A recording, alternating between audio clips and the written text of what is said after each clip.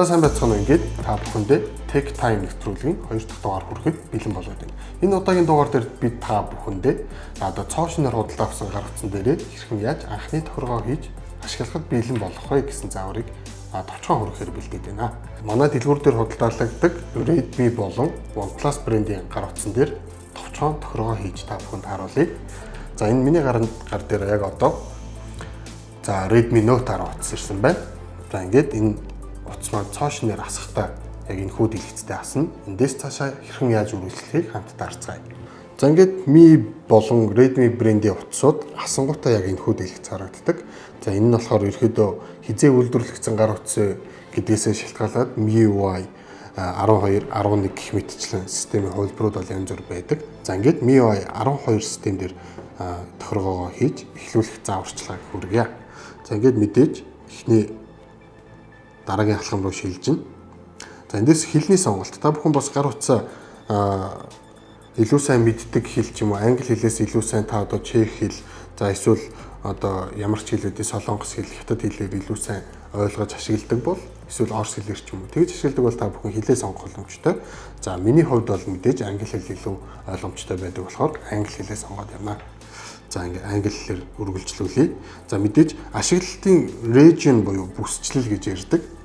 За энэ дээр болохоор мэдээж бид бүхэн Монголдо ашиглах болохоор Монголыг сонгоно. Та бүхэн өөр улс оронд ашиглах гэж байгаа бол өөр region бүсчлэлийг сонгох боломжтой. За энэ дээр болохоор Монголоо сонгоод үргэлжлүүлье. За ингээд ерөөдөө энэ хэсэгт болохоор keyboard буюу одоо бидний бичих гарын сонголт орж ирнэ. Хэрвээ хөгжлийн бэрхшээлтэй буюу харааны бэрхшээлтэй, сонсголын бэрхшээлтэй эдэр гэх мэтчлэн иймэрхүү хүмүүст зориулсан бас мэдээж халамжийн үйлчилгээнүүд байдаг. За talkback буюу одоо үргэлжлүүлж таны сонголтуудыг эргээж ярих одоо энэ үйлчилгээ бас сонголт байдаг. За энийг бол би мэдээж Gboard буюу өөрийнхөө одоо дэлхийн нийтээр илүү өргөн ашиглаж байгаа Google-ийн keyboard систем дээр суугдсан keyboard-ыг ашиглаж үргэлжлүүлнэ. За энд болохоор ерөөдөө хэрэглэгчийн ашиглалтын одоо ерөөдөө хэрэглэгчийн гэрээ гэсэн үг.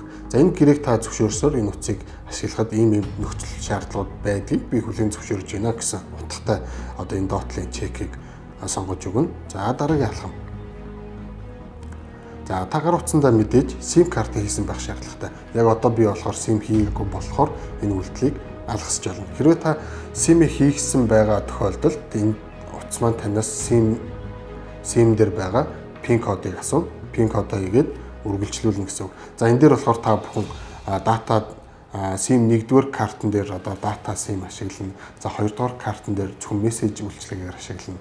За эсвэл 1-р SIM картн дээр зөвхөн дуудлага хэлбэрээр ашиглана. Гэх мэтчлэн имерхүү тохиргоо яг энэ хэсэгт бол хийгддэг байгаа. За энэ яг одоо болохоор би SIM хийгээгүй болохоор за энэ үйлдэлийг шууд алгасан авчи. За энэ хэсэг дээр болохоор ерөөдөө таны байгаа орчны Wi-Fi кодыг асууна. За ингээд та бүхэн одоо байгаа орчныхоо Wi-Fi кодоо оруулж өгнө гэсэн үг. За кодоо оруулаад нэвтэрсний дараа үргэлжлүүлэх товчийг дарна.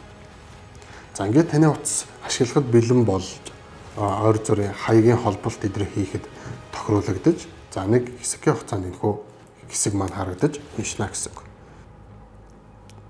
За ингээд та өмнө ямар нэг байдлаар Android, iOS ухаалаг гар утас ашиглаж байсан бол одоо тэр гар утаснаас ерөөхдөө өөрийн cloud буюу интернетээр хадгалагдсан мэдээллүүдийг аккаунтаараа дамжуулан хадгалан авах боломжтой, татаа авах боломжтой байдаг.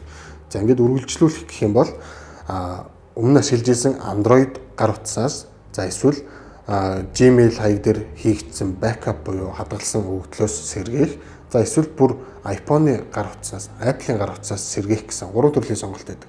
За энэ дээр хэрвээ та нэмэлт мэдээлэл татаж авах шаардлагагүй гэж үзчихвэл шууд don't copy дээр дараад үргэлжлүүлж болно. За хэрвээ та өмнө ашиглаж байсан Gmail хаягаас сэргээхийг хүсвэл за энэ backup from the cloud гэсэн сонголтыг сонгоод ерөөдөө өөрийнхөө Gmail хаягийг оруулж өгөөд үргэлжлүүлнэ гэсэн үг. За энэ дээр мэдээж таны Gmail хаяг байх шаардлагатай. За энэ дээр хэрвээ та өөрийнхөө Gmail-ийг мартсан ч юм уу сэргээх шаардлагатай бол forgot email болон create account шинээр хаяг үүсгэх гэсэн сонголтууд гарч ирдэг. За ингээд нэг үйлдэл буцаад за одоо цоошноор ерөөсөө өмнө ухаалаг утас ашиглаж байгаагүй. За эсвэл өмнөх хаягаа ашиглах шаардлагагүй гэж үзэж байгаа. Зүгээр шууд шинэ утсан дээр шинэ хаягаа нэгээл ашиглачих гэсэн хүмүүст хөнгөн зааврыг хүргэе. Don't copy гэсэн сонголтыг сонгоно.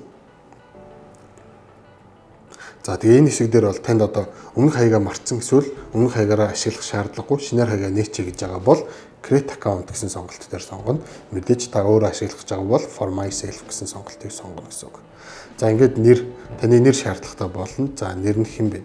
Жишээ нь Бат ч байд юм уу те. За урган Дорч ч байд юм. За үргэлжлүүлнэ. За энэ дээр төрсөн он сар өдрөө сонгож өгнө. За 9 сарын 9-ний өдөр. За 1990 оных байлаа гэж бодъё. За ингээд эрэгтэй эмэгтэй хүүсээ сонгож өгнө. За үргэлжлүүллээ. За ингээд Gmail Google Mail-ээс танд санал болгох энэхүү хэдэн сонголтыг гаргаж ирж өгнө. За энэ дээр болохоор бид орж 024 гэсэн байна. За энэ дээр хэрвээ та өөрийнхөө бичиж зохиохыг хүсвэл create your own Gmail address гэсэн энэ сонголтыг сонгож байгаа. Энэ дээр бичээд өгнө гэсэн үг. За Бата Доржо. За сая би 1990 гэд хийсэн юм чинь 1990 ч юм уу. За энэ дээр үл ерөөхдөө өөрөө та бүхэн хүснээрээ ямар Gmail нэрмээр байна тэр сонголтоор л хийнэ гэсэн үг. За ингээд энэ дээр пассворд хэсгээ оруулна. Ерөөхдөө таны пассворд тоо болон үсэг хослолсон пассворд байвал илүү найдвартай байх үндэс болж өгдөг. За 1 2 3 4 5. За ингээд гих мэтчлэн ерөөхдөө та өөрийнхөө хүссэн аюулгүй пассвортаа хийх боломжтой.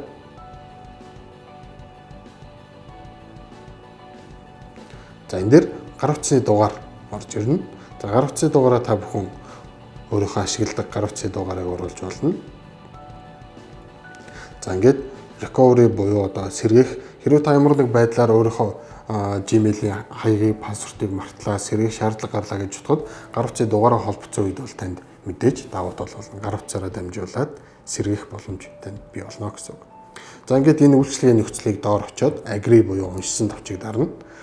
Зөвшөөрсөн товчийг дарна. За ингээд таны Gmail хаягийг гар утас маань шинээр нээсэн Gmail хаягийг гар утсанд хүлээж авч тохируулаад холболт ингээд дуусна гэсэн. За энэ дээр харагдаж байгаа энэ ойр зургийн сонголтуудыг backup Google Drive руу мэдээлэл хадгалах уу, за location байршлын мэдээллийг ашиглах уу, за Wi-Fi-г тогтмол ингээд хайж байх уу, тэр гих мэт иймэрхүү ойр зургийн тохиолдлуудыг мэдээж зөвшөөрсөн илүү гар утас ашиглаад амар хялбар болж өгнө. За accept дарснаар зөвшөөрж өгнө. За ингээд энэ хэсэг дээр та continue дараад за утсаа бүрэн тохируулж дуусгая гэсэн сонголтыг сонгол илүү зүгээр.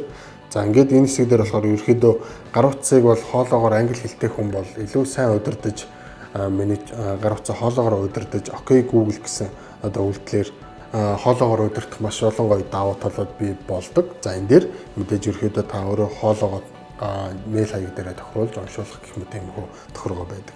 За ингээд turn on буюу хоолоогоор удирдах системээ нээчээ. За ингээд хэрвээ одоо хоолоогоо таниулахыг хүсэж байгаа бол за yes I'm in гэсэн энэ дотлын товчийг дарна. За хэрвээ та энэ надад нэг онц шаардлагагүй гэж үзэх юм бол do it later дээр дараад үргэлжлүүлчихнэ гэсэн үг. За тэгээд таны одоо хэрвээ Монголд ашиглаж байгаа тохиолдолд бол энэ тохиргоо нэг их шаардлага. Гадаадд ашиглах гэж байгаа бол та банкны карта нэмээд Google Pay үйлчилгээндээ холбож болно. За энэ дээр мэдээж skip буюу алгасах товчийг дарчээ. За ингээд танд нэмэлт шаардлагатай тохиргоонууд байгаа бол эндээс сонголтоо гэж тохируулж болно. За мөн нэмэлт шаардлагагүй тохиргоо шаардлагагүй гэж үзэж байгаа шууд no thanks дараад үргэлжлүүлжтэй гэсэн үг. За ингээд таны утасны саяны өөрийн тохируулж өгсөн бүх мэдээллүүд хийгдээд ерөөдөө утас тохирч дуусна гэсэн үг. За Mi account гэж Mi болон Redmi-ийн утсуудад ер нь бол дэлхүү байдаг. За Mi account-ыг ашиглахын давуу тал нь юу гэхээр за мэдээж cloud буюу үүлэн систем дээр таны мэдээллүүдийг хадгалах боломжтой. За мөн дээрээс нь аюулгүй байдал хамгаалалт талаас арай илүү найдвартай болно гэсэн үг. За тэгээд Mi account-ыг хэрхэн яаж бас зөв нээх вэ гэдэг мэдээллийг бас хүргэх зүйтэй болов. За ингээд танд хэрвээ Mi account байгаа бол энэ дээр мэдээж утасны дугаар болон пассвортаа гэж шууд нэвтрээд орох боломжтой. За цоошин Mi болон Redmi брэндийг хэрэглэгч бол та шууд create new account, create an account гэсэн сонголтыг сонгоод утасны дугаар болон email хаяг гэсэн сонголтоо сонгох боломжтой. За яг одоо би бол за утасны дугаар гэдэг сонголтыг сонгож За ингээд дугаар оруулсан. Код авах. За энэ дээр харагдаж байгаа та энэ үсгэн кодыг яг адилхан дуурайлгаж хийх шаардлага гарна.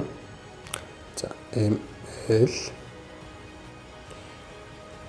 GY BD. За энэ үсгэн кодыг ерөөхдөө дуурайлгаж хийх шаардлагатай. Ингэснээр таны гар утсанд оруулж өгсөн гар утсанд мессежээр энэ ч оруулах код ирнэ гэсэн үг. За мессежээр код ирсэн байна. 25 266 2 гэсэн ийм код ирсэн байна. За энэ мессежээр ирсэн кодоо оруулж өгөөд зөв товчийг дарна. За ингээд энэ хажуу талд нь continue үргэлжлүүлэх товч гарч ирнэ. За ингээд пассворд гарч ирнэ. За энэ дугаар дээр маань Mi аккаунт хаяг үүссэн байгаа юм байна. За тэгэхээр би та бүхэн шууд нэвтрэх үйлдэл рүү хийж үзүүлье. За утасны дугаар.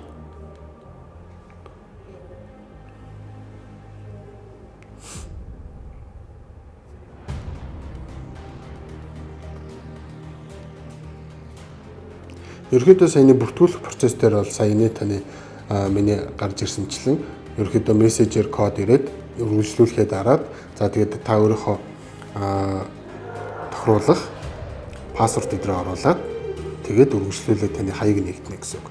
За одоо болохоор би нэгдсэн хаягаар орж байгаа болохоор ингээд товчхон бөгөөд тодорхой явчихна. За тэгээд find device буюу өөрийнхөө төхөөрөмжийг байгаа байршлыг тогтоох үйлчлэгийг мэдээж идэвхжүүлсэн бид бүхэнд илүү ашигтай. За ингээд үргэлжлүүлэх товчийг даръя. За ингээд энэ хэсэгт бол ерөөхдөө гар утсаа түгжиж кодлох одоо өөрийгөө аюулгүй байдлаа хамгаалах хэсэг гарч ирж байна. За мэдээж хурууныхыг уншуулах хэсэг гарч ирнэ. Эсвэл зөвхөн скринээ түгжих одоо паттерн зурдаг хийх, эсвэл пин код 4 оронтой 6 оронтой код хийх. За эсвэл пассворд бүр өвгөн пассворд нууцлалын хамгаалалт хийх боломжтой. За энэс өмнө мэдээж fingerprint хурууныхээ таниулах бас товчхон зааварчилгааг үргэе. За ерөөдөө хүмүүс дийлийнх нь бас энэ зурдаг хийх илүү сонирхолтой байдаг. За мөн дээрээс нь зарим хүмүүс тоон пассвортыг ч гэсэн их сонирхолтой байдаг. За ингээд pin code гэдгийг би сонгочихъя. За ингээд энд харагдаж байгаа саяны 5 секунд уншиж дууссаны дараа got it гэсэн товчийг дарна. За ингээд pin code та өөрийн хүссэн 4-өөс 16 хүртэл оронтой пин кодыг хийх боломжтой байдаг. За би болохоор илүү амархан сонголтоор нь хийчихье. За ингээд гар утсны ерөөхдөө Redmi Note 10 гар утсны маань хурууныхаа уншигч нь энэ хажуу талын төвжих товчон дээрээ байршсан байдаг. За энэ төвжих товчон дээрээ ингээд хурууга хүргэж аваад уншуулна. За энэ хүргэж авах тохиргоо бол ерөөхдөө хурууныхаа уншигчтай бүх гар утсанд бол ашиглагддаг. За хэрвээ энэ утас маань жишээ нь дэлгэцэн дээр хурууныхаа уншигчтай байсан бол дэлгэцэн дээр би хүргэж авах гэх мэт энэ үйлдэлийг хийн. За хэрвээ утасныхаа хойдол дээр хурууныхаа уншигчтай байсан бол гар утасныхаа хойдолд хүргэж авах гэсэн үйлдэлийг хийн гэсэн үг. За энэ болохоор хажуу талдаа хурууныхаа уншигчтай болохоор хажуу талд нь хүргэж аваад уншуулна гэсэн. Хүрх үед бол гарт чичирж мэдэгдэнэ. Чичирж байгаа хэлбэр маань ерөөхдөө хурууныхаа уншлаа гэсэн үг. Ингээд бүх талаасаа хурууныхаа өндөг үзүүр гэд бүх талаасаа ингээд хүргээд уншуулчвал ерөөхдөө илүү сайн мэдэрч таньж одоо хурууныхыг тайлдаг. За ингээд товчон дээрээ бол ерөөхдөө дарах болгонд л ерөөхдөө вибратор мэдэгдэж. За ингээд энэ зөв тэмдэглэл гарсан бол таны хурууг бүрэн таньж дууслаа гэсэн үг. За ингээд мэдээж шууд үргэлжлүүлнэ. За энэ хэсэгт бол ерөөхдөө ашиглах өнгө үзэмж загвар нь харагдаж байгаа. За ингээд ерөнхийдөө эхний түвшний бүх тохиргоонууд дууссан. Үргэлжлүүлэхэд арай.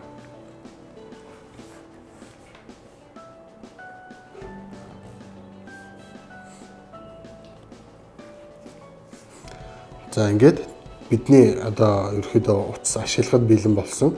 За энэ дээр нэмэлт нэг ойр зургийн жижигхэн бяцхан тохиргоо байдаг. Энэ юу гэхээр мэдээж бид хүн монгол хэлээр keyboard ашиглах шаардлага гардаг.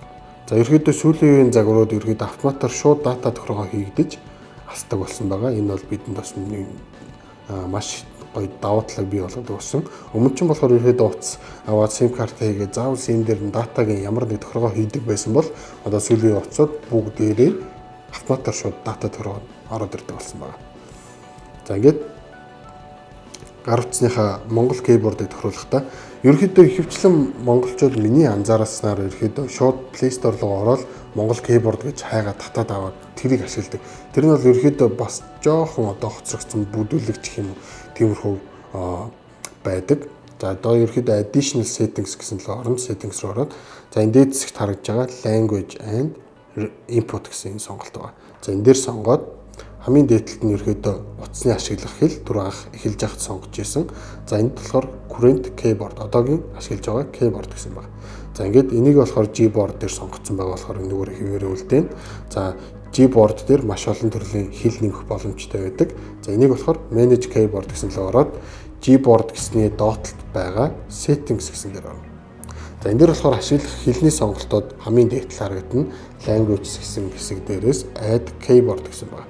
За энэ дээр оронгууд ерөөдөө 5 гар утсаа Монгол байршил дээр сонгоод үргэлжлүүлсэн болохоор нэмэх гэж байгаа бидний Монгол хэл хамгийн дээдлэлд харагдана гэсэн.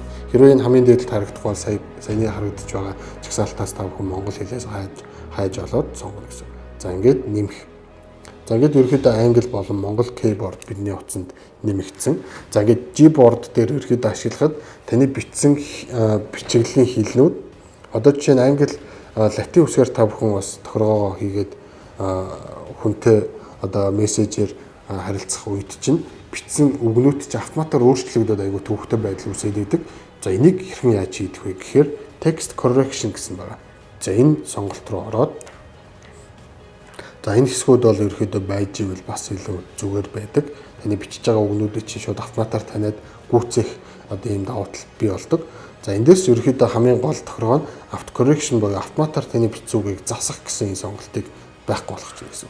За ингэсээр таны бичиж байгаа үг чи автоматар засагдаад айгу төвхтэй ингээд бичгэд айгу төвхтэй байдаг бол энэ тохиргоонууд нь бол асуудалгүй болчихно гэсэн үг. За тэгээд дээрэс нь ерөөдөө preferences хэсэг дээрээс миний хувьд бол ерөөдөө энэ number of гэсэн тохиргоог идэвхжүүлдэг. Энэ яадаг вэ гэхээр бичиж явах үед заавал тоо болгож өөрчилж keyboard-оо одоо өөрчлөх шаардлагагүйгээр за би та бүхэнд харуулъя. За start chat гэдэг ямар нэг юм бичиж байгаа үед автоматар шууд энэ бичиж байгаа үсгийнхаа дээдэл тоо гэсэн энэ хэсэг гарч ирдэг. Энэ бол ерөөдөө айгүй бичиглийн хурдыг илүү сайн нэмэгдүүлж өгдөг. За одоо та бүхэн одоо жишээ нь ингээд юм биччихлаа гэхэд автоматар үг маань солигдоод авахгүй тохиргоонууд хийгдсэн. За keyboard-н дээр ерөөдөө иймэрхүү тохиргоог хийх шаардлагатай болно. За ингээд сая утас асж байхдаа Gmail-ийг нэгээд холбогдсон болохоор Play Store руу ороод хүссэн аппликейшн тоглоом юу гэдэг бүх зүйлээ татаж авч ашиглахад бэлэн болцсон байгаа. За ерөөхдөө ингээд мэдээж шууд утсаа хийцэн тохиолдолд бол SIM хийцэн тохиолдолд дата нь автоматар тохирчин эхний байдлын тохиргоонууд бол ийм энгийн амархан байх юмаа гэсэн. За ингээд та бүхэн ингээд гар утсаа худалдаж авчаад ерөөхдөө эхний төвчний тохиргоонуудыг хийж сурлаа. Дараагийн дугаард уулзтлаа. Түр баярлалаа.